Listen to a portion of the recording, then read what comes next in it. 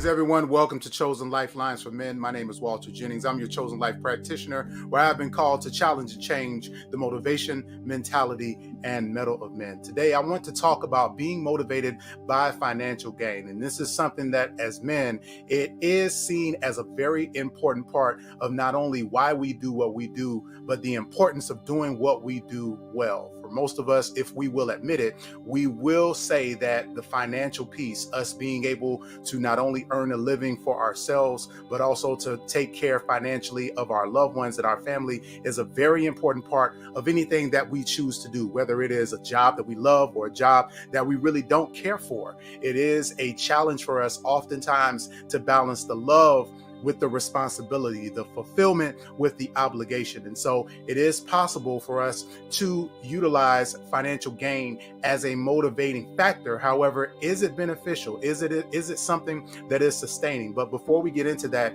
it's important for us to make sure that we come to a common ground and understanding of exactly what financial gain is in the way of motivation. Financial motivation is the use of monetary incentives to encourage desired behaviors. It is an encouragement for people to do something involving monetary compensation or the like. So, for example, receiving a bonus or a raise, or maybe you got some stock options if you work at that type of company. Regardless of the method that's used, the consistent theme of it is that work is often rewarded with the promise or the commitment of more financial benefit.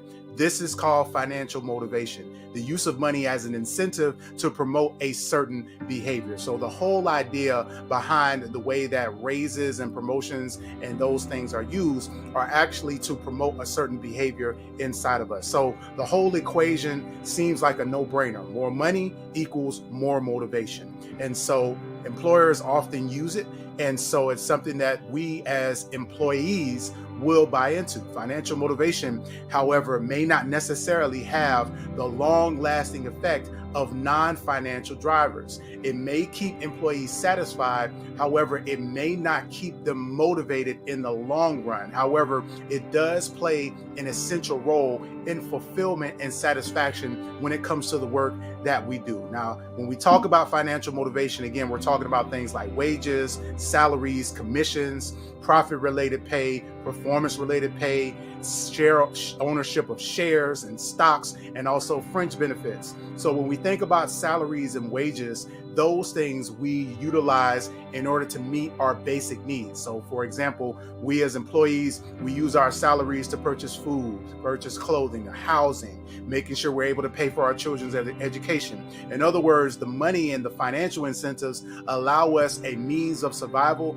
and a way to enhance and make our lives and the lives of our loved ones better. So the whole idea is that it fulfills a basic psychological need for us to be able to satisfy other needs in our life. So financial rewards are what we call extrinsic motivators. These are motivators that are rewards and punishments that are designed to promote a desired behavior. Now, these have a long history in psychology, going all the way back to Pavlov and the salivating dogs, or Skinner and the ping pong playing birds. But people are more complex and sophisticated and complicated than animals are.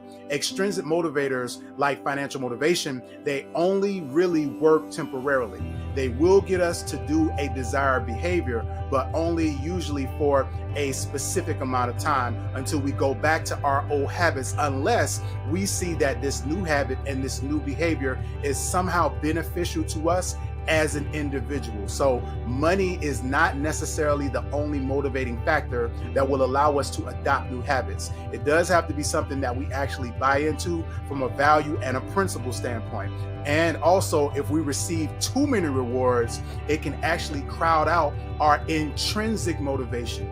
These are the things that, again, our value, our principles, the things inside of us that actually help us to have to provide purpose in what it is that we do. And when we receive too much, when it comes to extrinsic motivation, and it begins to crowd out our intrinsic motivation, this is over justification.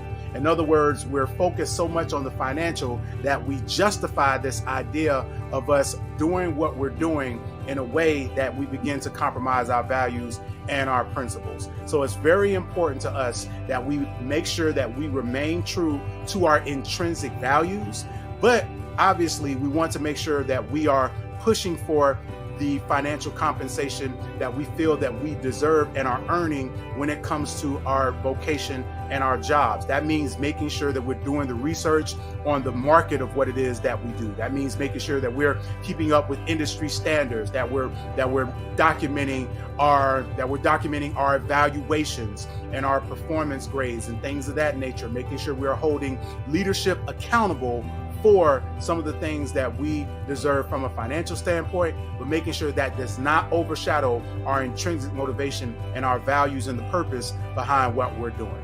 Hey everyone, thank you so much for tuning into this Chosen Lifeline for Men. Again, my name is Walter Jennings from Chosen Life Specialists. Be sure to like, share, and subscribe at chosenlifespecialist.com and book me for a session. I would love to speak with you about your individual path and some of the things that you may have done in order to ensure that you're receiving the financial compensation, but in a way that is balanced with your intrinsic motivation. Again, my name is Walter Jennings from Chosen Life Specialists, where I have been called to challenge and change the motivation, mentality, and mettle of men.